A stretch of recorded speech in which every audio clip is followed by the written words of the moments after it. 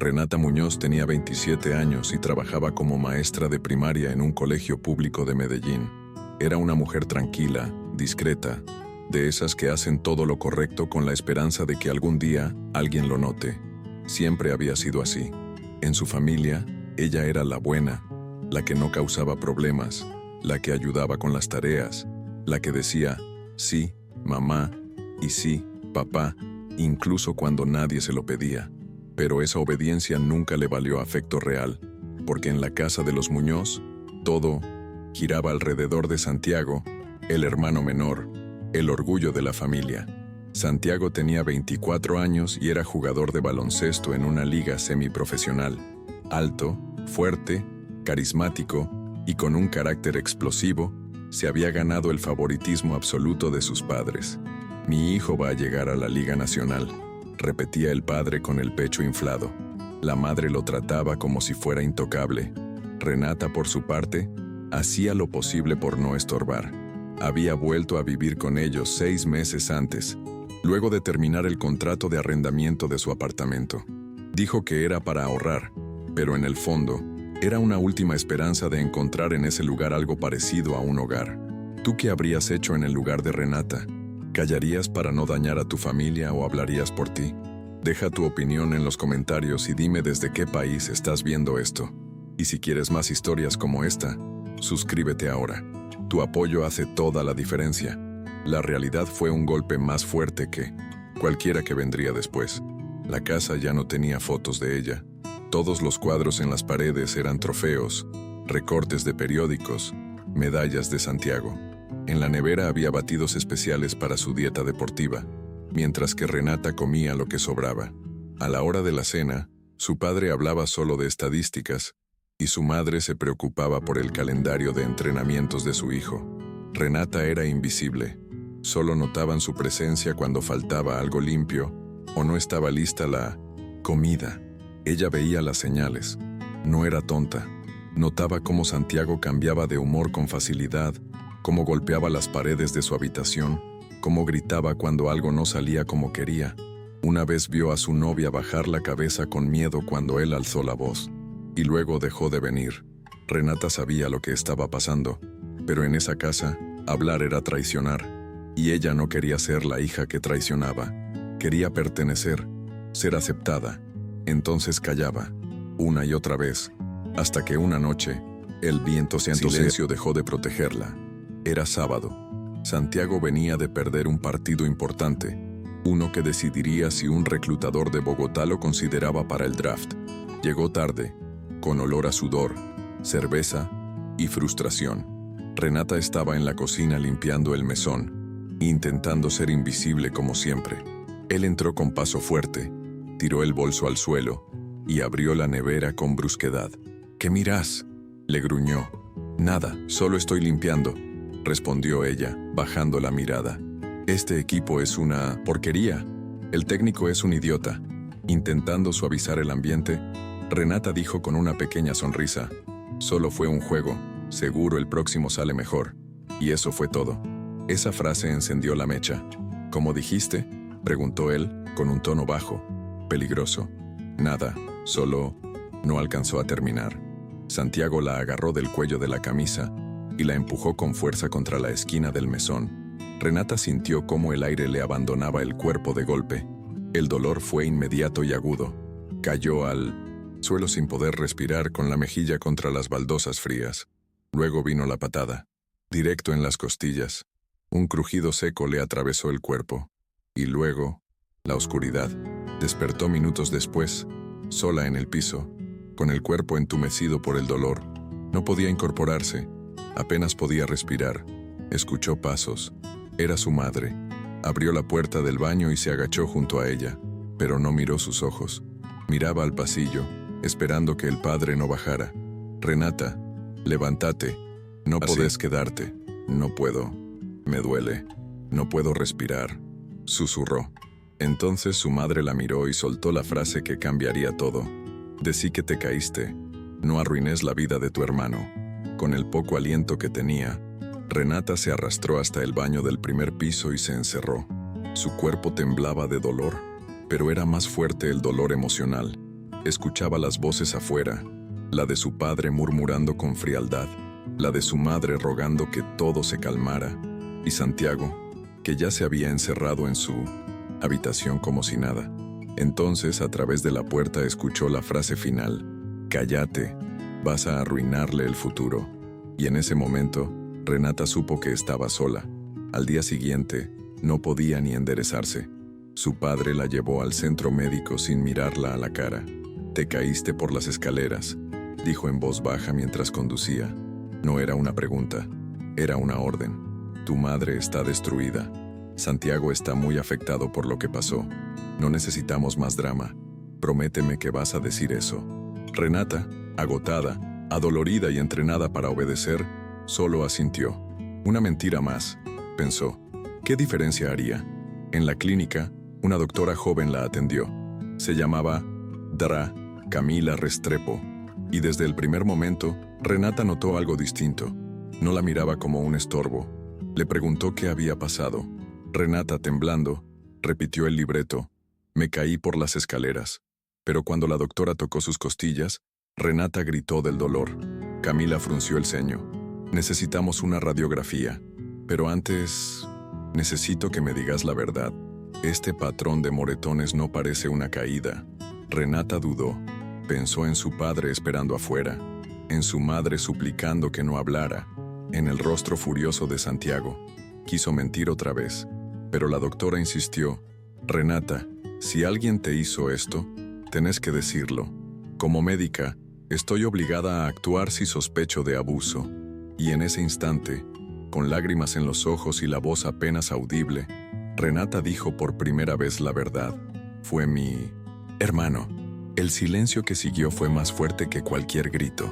Apenas dijo esas 3 palabras, y Renata rompió en llanto, no porque quisiera justicia, sino porque sentía culpa, porque durante toda su vida le enseñaron que su deber era proteger la imagen de su familia. «Por favor, no hagas nada», sollozaba. «Esto va a destruirlo, va a romper todo». Pero la doctora fue firme. «Renata, él te rompió las costillas. Vos no estás destruyendo nada. Estás diciendo la verdad, y yo no puedo quedarme callada». Camila ordenó las radiografías que confirmaron lo que ya sospechaba: 2 costillas rotas y una fracturada. También tomó fotos clínicas de los moretones, documentó todo y llenó un informe detallado. Luego hizo la llamada. Informó al ICBF y a las autoridades. Cuando el padre de Renata la recogió, ya había un informe en curso. Y en el momento en que pisaron la entrada de la casa, había una patrulla estacionada. Santiago fue llevado a declarar, y lo que siguió no fue alivio, sino furia. Su madre la miró como si fuera una traidora. «¿Qué hiciste?», le gritó con lágrimas llenas de rabia. Su padre la apretó del brazo con fuerza. «Te dije que te callaras. Arruinaste la vida de tu hermano». Pero esta vez, Renata no respondió. Caminó derecho hasta su habitación, abrió la maleta que nunca había deshecho por completo y empezó a meter su ropa sin mirar atrás. No tenía a dónde ir, pero sabía que no podía quedarse un segundo más bajo ese techo. La doctora Camila no solo la escuchó, la sostuvo. La conectó con una red de apoyo para mujeres víctimas de violencia intrafamiliar. Como no había cupo en el albergue principal, la ayudaron a encontrar un pequeño apartamento subsidiado al otro lado de la ciudad. Era diminuto, casi vacío, pero era seguro, era suyo. Renata no dormía bien, tenía pesadillas, pero por primera vez en su vida no tenía miedo de respirar profundo. Cada noche repetía en silencio: «Estoy viva, estoy libre». Comenzó terapia, no solo para hablar del golpe, sino para sanar años de heridas invisibles, las veces que fue ignorada, las veces que se sintió invisible en su propia familia, las veces que le dijeron que era demasiado sensible por llorar, por querer ser vista. La terapeuta le dio algo que nunca había tenido: espacio, validación, voz. Renata empezó a reconstruirse desde adentro. Compró una planta, colgó una foto, se permitió escuchar música en voz alta sin miedo a molestar. Si alguna vez te hicieron sentir que debías callar para proteger a otros, esta historia es para ti. Cuéntame si alguna vez viviste algo parecido y no olvides dejar tu like y compartir este video. Suscríbete si querés más historias reales que merecen ser escuchadas. A las semanas, Camila le presentó a una abogada voluntaria, una mujer de carácter fuerte y mirada empática llamada Marisol Arango. Ella tomó el caso sin cobrar un peso. Demandó a Santiago no solo por las lesiones físicas, sino por daño emocional. El informe médico, las fotos y el testimonio de Camila fueron contundentes. La demanda llegó a oídos de la Liga Deportiva, y allí empezó la caída del ídolo familiar. El contrato de Santiago fue suspendido de inmediato. Su nombre fue eliminado del listado de elegibles. Su entrenador, presionado por la prensa y la opinión pública, declaró que no podían tolerar ese tipo de comportamientos. En casa de los Muñoz, todo era caos, pero en el pequeño apartamento de Renata había silencio, no uno doloroso, uno reparador, uno que no exigía fingir nada, uno que por fin era suyo. Su familia no se detuvo, las llamadas eran constantes. Su madre dejaba mensajes llorando, «Nos estás destruyendo». Su padre enviaba mensajes amenazantes, diciendo que la cortarían de todo. Y luego venían mensajes supuestamente de Santiago, pidiendo perdón, suplicando otra oportunidad. Pero Renata ya no mordía ese anzuelo. Los bloqueó. A todos. Ya no debía explicaciones. Ya no quería salvar a quien nunca la cuidó. Fue en una madrugada cualquiera, después de una pesadilla intensa, que Renata se sentó en la cama, con el pecho apretado, y se preguntó en voz baja, ¿y si esto le pasa a otras chicas? Fue ahí que nació una idea. Abrió la laptop y empezó a escribir una propuesta para un programa comunitario, un espacio seguro para niñas y adolescentes que viven violencia en casa, un lugar donde se las escuche, donde se les diga lo que nadie le dijo a ella. Tu voz importa. Dedicó semanas a ese proyecto. Lo llamó Las silenciosas deben hablar. Aplicó a 1900 una beca comunitaria, redactó cartas, buscó asesoría. Cada palabra escrita era parte de su propia sanación, y cuando recibió la confirmación de que el fondo había sido aprobado, lloró como no había llorado en meses. Lloró de orgullo, porque algo en ella había cambiado. Ya no era solo una víctima, era una mujer que transformaba su dolor en herramientas para otras. El programa comenzó en un pequeño salón prestado por la biblioteca del barrio. Al principio solo llegaron 3 niñas, todas con miradas que Renata conocía bien, las de quien ha aprendido a caminar en puntas de pie dentro de su propia casa. Les enseñaba a escribir diarios personales, a hablar con confianza, a identificar emociones. No era una psicóloga, pero era alguien que había estado ahí, y eso era más que suficiente. Las niñas la llamaban Profe Renata, y por primera vez en su vida, ella sentía que ese título venía con amor. Con los meses, el proyecto creció. Más niñas llegaban, algunas enviadas por orientadoras, escolares, otras traídas por amigas. Renata escribía informes, daba charlas en centros comunitarios y colaboraba con organizaciones de protección infantil. Su historia no era un secreto. Había decidido no esconder más lo que vivió. Lo decía con calma, con claridad, con dignidad. Fui golpeada, fui silenciada, pero elegí hablar.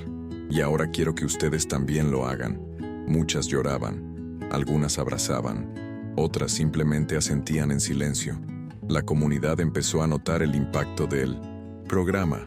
Padres, docentes, incluso autoridades locales se acercaban a preguntar cómo podían colaborar. Renata no quería fama, quería estructura, apoyo, sostenibilidad. Usó los fondos del programa para comprar material, contratar a una psicóloga voluntaria y habilitar una pequeña sala de contención emocional. Allí, cada detalle estaba pensado.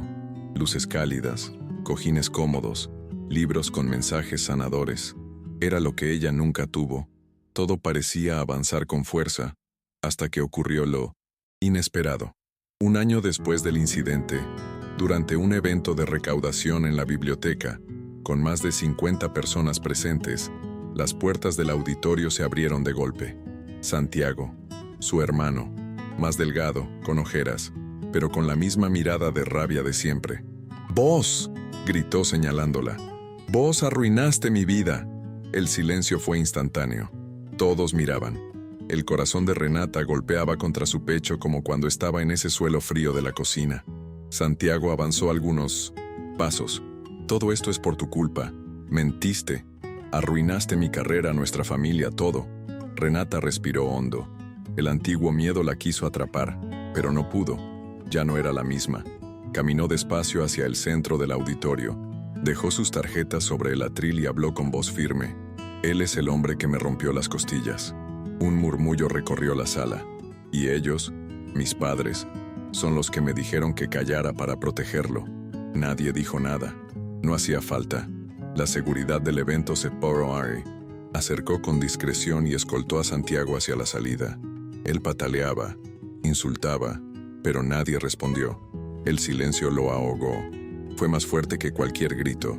Renata no tembló, no lloró, solo se quedó de pie, respirando, porque en ese instante supo que por fin había ganado algo que ninguna justicia le podía dar: respeto, frente a testigos, frente a sí misma, frente a todas esas niñas que la veían como una guía.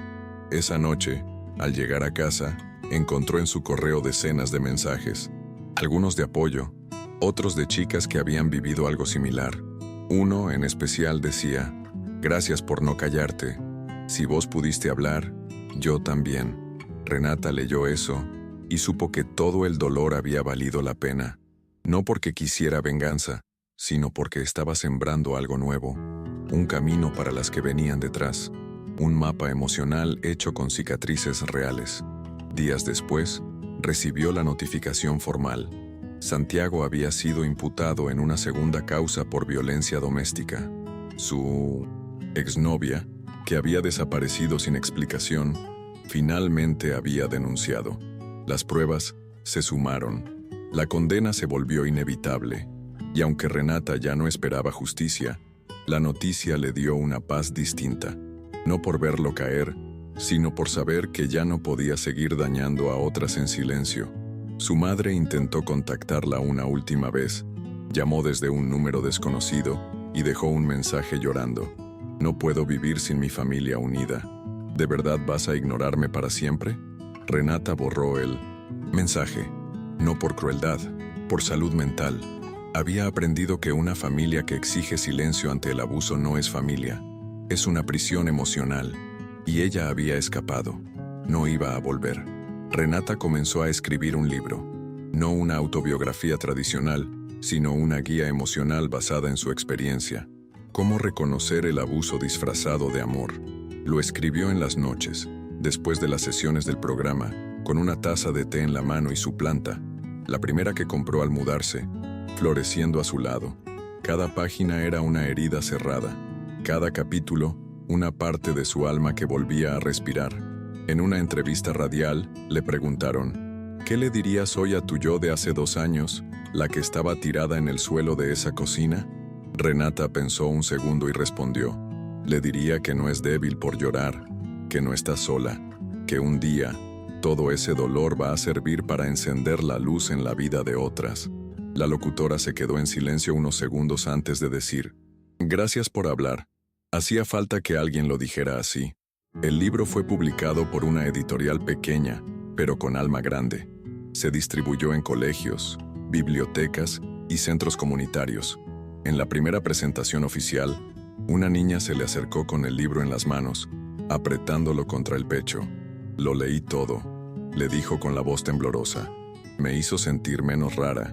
Renata se agachó, le puso una mano en el hombro y respondió: «No sos rara, sos valiente». La niña asintió, y en ese gesto simple se selló una nueva promesa: seguir escribiendo, seguir hablando, seguir sanando. A veces Renata pensaba en lo diferente que habría sido su vida si la doctora Camila no hubiera insistido, si esa mujer desconocida no le hubiera ofrecido algo tan básico y tan escaso en su mundo: creerle. Camila seguía en su vida, no como médica, como amiga, como cómplice silenciosa de su nuevo propósito. A veces tomaban café, otras se enviaban audios de voz larguísimos. Nunca más hablaron del caso. No, hacía falta. Camila sabía que había sembrado algo bueno, y Renata que había germinado. Un día, mientras reorganizaba las carpetas del programa, encontró la copia del parte médico con las radiografías de sus costillas rotas. Las miró un largo rato. Luego, en lugar de destruirlas, las guardó en una caja con su primer cuaderno de planificación, su propuesta original de Las silenciosas deben hablar y una foto del primer grupo de niñas. Esa caja no era un recuerdo del dolor, era un archivo de 1900, prueba de que todo lo que vivió tuvo sentido, que sobrevivir no fue el final, fue el inicio. La comunidad la nominó para un reconocimiento local por su labor social. En la ceremonia, la presentadora leyó una frase que la dejó sin aliento. Por transformar una historia de silencio en un movimiento de voz, Renata subió al escenario con un vestido sencillo y una mirada serena. Recibió el premio sin lágrimas, pero con el corazón latiendo fuerte. «Esto no es mío», dijo al micrófono. «Es de cada niña, que alguna vez pensó que debía callar para ser querida». Esa noche, de vuelta en su apartamento, se sirvió una copa de vino y se sentó en el balcón. Desde allí se veía el centro de Medellín iluminado, la ciudad que tantas veces la había hecho sentir pequeña y que ahora la aplaudía. Cerró los ojos y pensó, «Estoy viva, estoy en paz, y eso ya es todo». Luego miró su celular, decenas de mensajes de apoyo, felicitaciones, abrazos virtuales, entre ellos, uno inesperado. «Gracias por haber tenido el coraje que yo no tuve. Tu historia salvó la mía». Lucía, una de las chicas del primer grupo, le pidió un día ser voluntaria del programa. Ya tenía 17 años. Había salido de una situación familiar dura y quería devolver lo que había recibido. Renata la aceptó sin dudar. Verla ahí, tomando asistencia, organizando materiales, hablando con las niñas más pequeñas, era como verse a sí misma reflejada en el espejo de un futuro mejor. «Vos vas a llegar lejos», le dijo una tarde. Y lo creía, de verdad. No todo fue perfecto. A veces todavía tenía ataques de ansiedad. A veces soñaba con esa noche. A veces dudaba de su propia fuerza. Pero ya no se juzgaba por eso. Había aprendido que sanar no es una línea recta, que hay días grises incluso cuando todo parece estar bien, y que hablar, una y otra vez con la misma convicción, es la única forma de que el miedo no vuelva a crecer. Durante una visita escolar, una alumna de apenas 10 años levantó la mano y le preguntó, «¿No te dio miedo? ¿Que tu familia ya no te quisiera más?» Renata respiró profundo y respondió, «Sí, mucho, pero me dio más miedo seguir queriéndolos más a ellos que a mí misma». El salón quedó en silencio, y en ese silencio, una verdad se volvió clara. A veces, perder a quienes no nos cuidan es salvarnos. La directora del colegio, que había escuchado la charla desde el fondo, se acercó después con los ojos vidriosos. «Nunca había visto a las niñas tan atentas. Creo que hoy sembraste algo importante». Renata solo sonrió. No necesitaba premios ni titulares. Le bastaba con saber que, en alguna parte, una niña iría a dormir esa noche sintiéndose menos sola, y que tal vez algún día también elegiría hablar. La última vez que supo de Santiago fue por las noticias. Había sido condenado por reincidencia en violencia intrafamiliar y agresión agravada. Ninguna sentencia le devolvía a Renata lo que perdió, pero sí garantizaba que otras no pasarían por lo mismo. No sintió alegría, no sintió tristeza, sintió cierre. Y eso, en una historia de tantos nudos, era lo más cercano a un final feliz que podía pedir. Una mañana, mientras preparaba café en su pequeña cocina, Renata miró por la ventana y se sorprendió sonriendo sin razón. No era una sonrisa por algo puntual, era la expresión silenciosa de alguien que había sobrevivido, reconstruido y encontrado propósito. Pensó en lo lejos que había llegado desde aquella noche en el piso de la cocina, desde el momento en que creyó que su voz no valía nada. Y, ahora, esa misma voz era su herramienta más poderosa. Había dejado de esperar disculpas. Dejó de revisar el celular esperando un mensaje que nunca llegaba. Sus padres no la contactaron más. Nunca hubo un perdón real, pero Renata ya no lo necesitaba.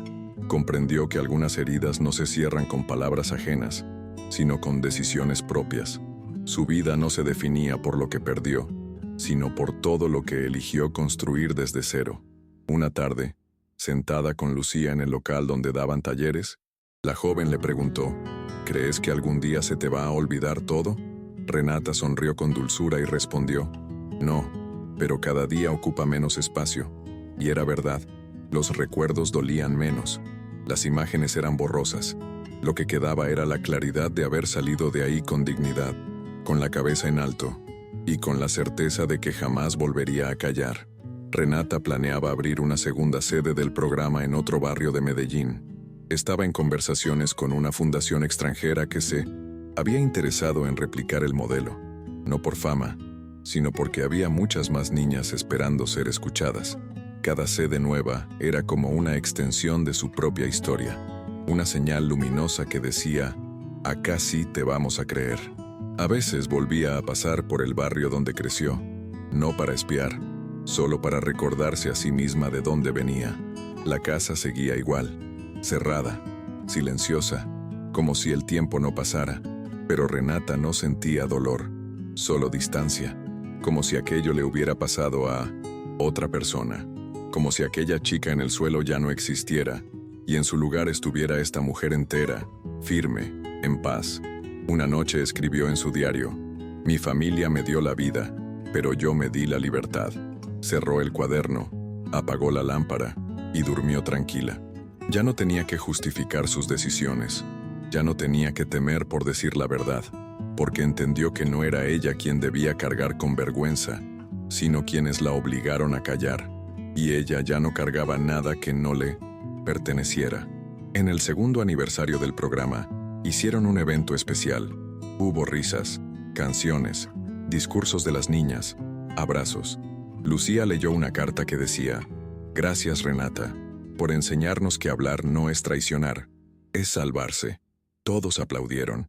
Renata lloró, no por tristeza, por gratitud, porque ahora sabía que su historia, aunque difícil, se había convertido en el comienzo de muchas otras. Ese día, mientras guardaban todo, una niña se acercó tímidamente y le preguntó, ¿y vos no tenés miedo de que alguien te vuelva a hacer daño? Renata se agachó, la miró a los ojos y respondió, claro que sí, pero elijo vivir sin callarme, porque el miedo no se va solo, pero se hace más pequeño cuando sabes que ya no estás sola.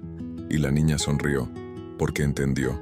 Renata siguió con su vida, siguió escribiendo, enseñando, escuchando. Cada historia que llegaba al programa era un eco de la suya, pero también una prueba de que el cambio era posible. Ella no se volvió perfecta, no se volvió invencible, pero sí se volvió libre. Y esa libertad, construida con coraje, lágrimas y verdad, era la mayor victoria de todas.